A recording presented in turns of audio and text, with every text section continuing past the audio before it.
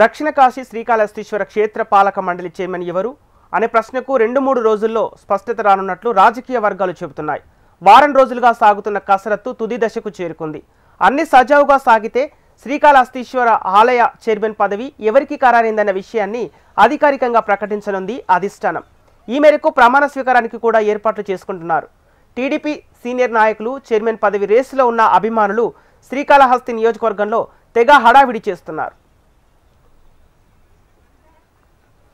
కూటమి ప్రభుత్వం ఏర్పాటైనప్పటి నుంచి ఏడాది కాలంగా శ్రీకాళహస్తీశ్వర ఆలయ పాలక మండలి చైర్మన్ పదవి కోసం ఆశావాహులు ఎంతో ఆతృతగా నిరీక్షిస్తున్నారు.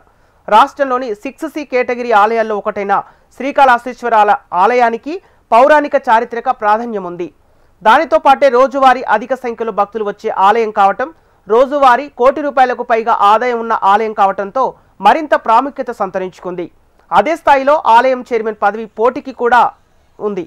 ఇక తెలుగుదేశం అధిష్టానం పాలక మండలి చైర్మన్ పదవిపై నియోజకవర్గంలో IVRS సర్వే చేపట్టినట్లు సమాచారం. సంవత్సర కాలంగా ఆశావాహులు ఎదురుచూపులు ఫలించే సమయం ఆసన్నం కావడంతో చైర్మన్ పదవిని ఆశిస్తున్న వారు రకరకాల మార్గాల్లో తమ ప్రయత్నాలను కొనసాగిస్తున్నారు.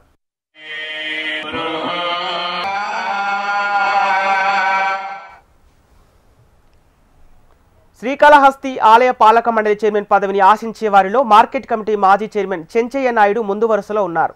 తెలుగుదేశం పార్టీ ఆవిర్భావం నుంచి ఆయన కుటుంబ పార్టీలో కొనసాగుతుండడం పాటు పార్టీకి బొజ్జల కుటుంబానికి ఆయన నమ్మిన బంటుగా ఉన్నారు.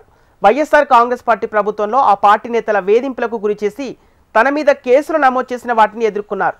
వీటన్నింటికి మించి స్థానిక శాసనసభ్యుడు బొజ్జల సుధీర్ రెడ్డి సిఫార్సు చేసిన ఏకైక పేరు ఈయనదే కావడంతో పార్టీ అధిష్టానం ఆయన పేరును ఖరారు చేస్తుందని భావిస్తున్నారు. అలాగే టీడీపీ సీనియర్ నేత మాజీ ఎమ్మెల్యే ఎస్వి నాయుడు తన వర్గం నుంచి మాజీ ఎమ్మెల్యే సత్రవాడ మునిరామయ్య కుమారుడు ప్రవీణ్ పేరును అధిష్టానానికి ప్రతిపాదించారు.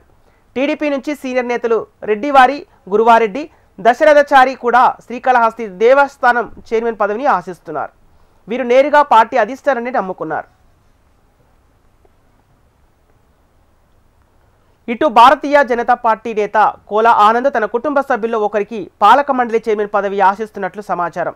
వీరు కాకుండా జనసేన పార్టీ నుంచి మాజీ ఇన్ఛార్జి వినూత భర్త చంద్రబాబు పేరు కూడా అధిష్టానం పరిశీలనలో ఉండేది.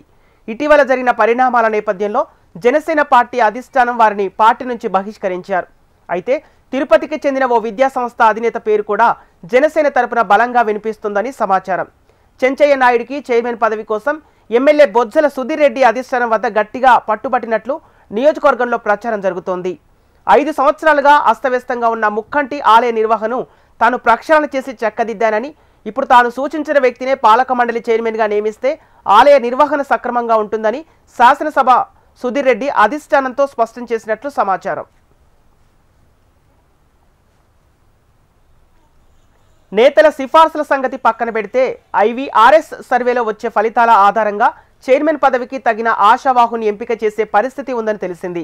మొత్తానికి 2-3 రోజుల్లో వెలువడనున్న పాలక మండలి చైర్మన్ ఎవరనే ప్రకటన కోసం ఆశావాహులతో పాటు కూటమి పార్టీల నాయకులు, కార్యకర్తలు, శ్రీకాళహస్తి నియోజకవర్గ ప్రజలు సైతం ఆతృతగా వేచి చూస్తున్నారు.